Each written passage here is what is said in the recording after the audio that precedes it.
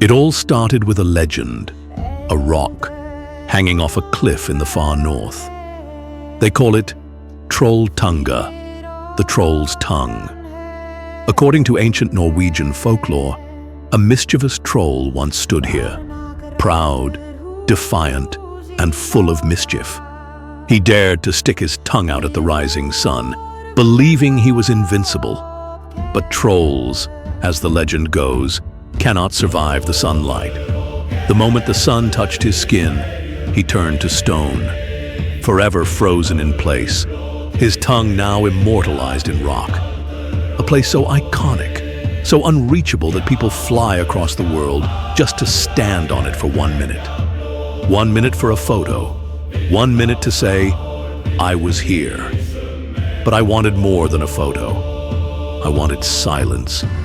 I wanted to be there before the first boot touched the cliff that day. So I packed my gear, left comfort behind, and flew to Norway, a place that drains your wallet, but fills your soul. The journey to Trolltunga wasn't easy. 29 kilometers.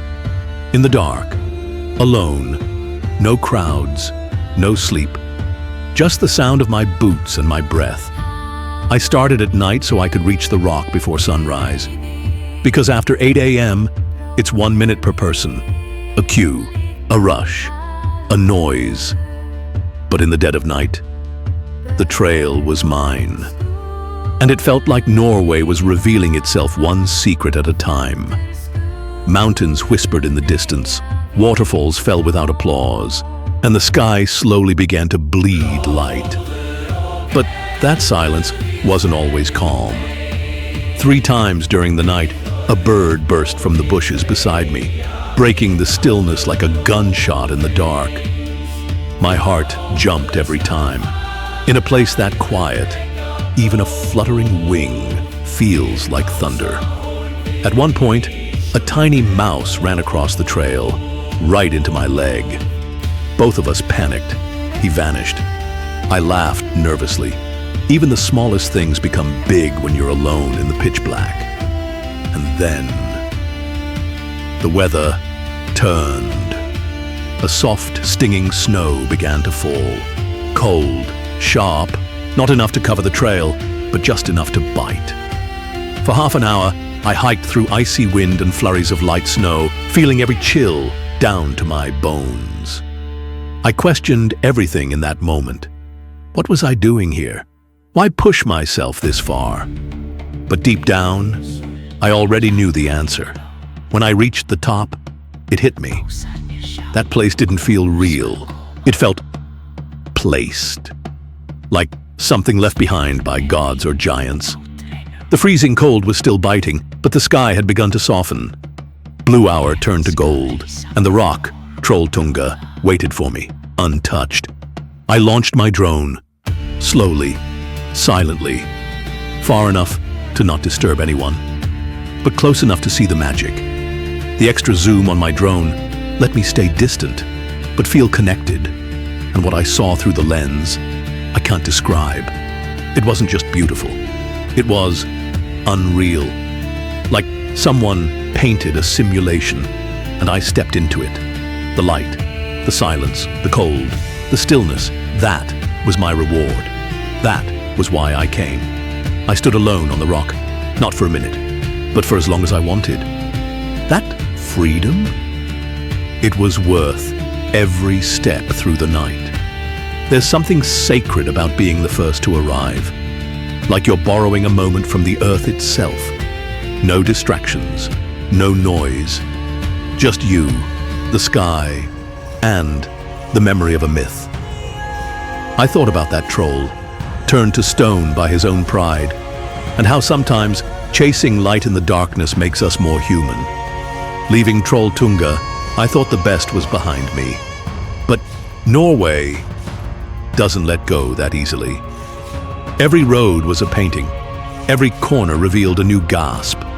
Sometimes I had to stop driving just to take it in. It was actually hard to focus. Mountains, water, sky, light, layered like a song that never ends.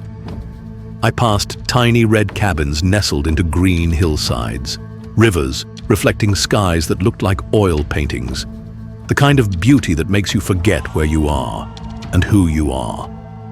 And I started to wonder, do the locals still see it? Do they feel it like I do? Or has the masterpiece become background noise? I spoke with one elderly man near a lake. He'd lived there his whole life.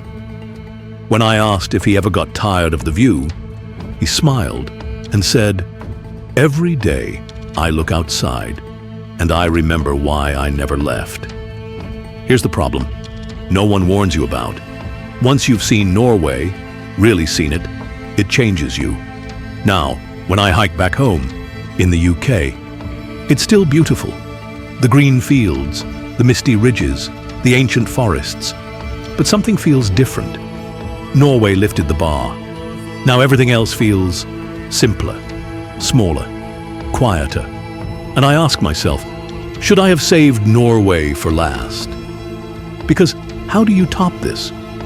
But maybe it's not about topping it. Maybe it's about carrying it with you. I started seeing the extraordinary in the ordinary. The way fog curls over a hill in the morning. How golden hour softens even the roughest land. I realized maybe Norway didn't ruin other places. Maybe it just opened my eyes. I didn't go to Norway for luxury.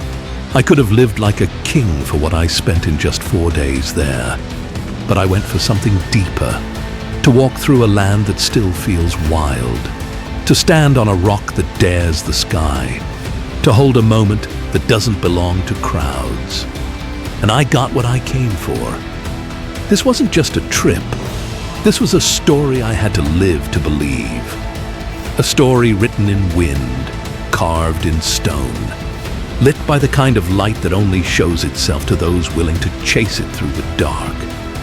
And maybe one day, when I'm old, I'll watch this again and remember that time I walked through a legend just to hold the light.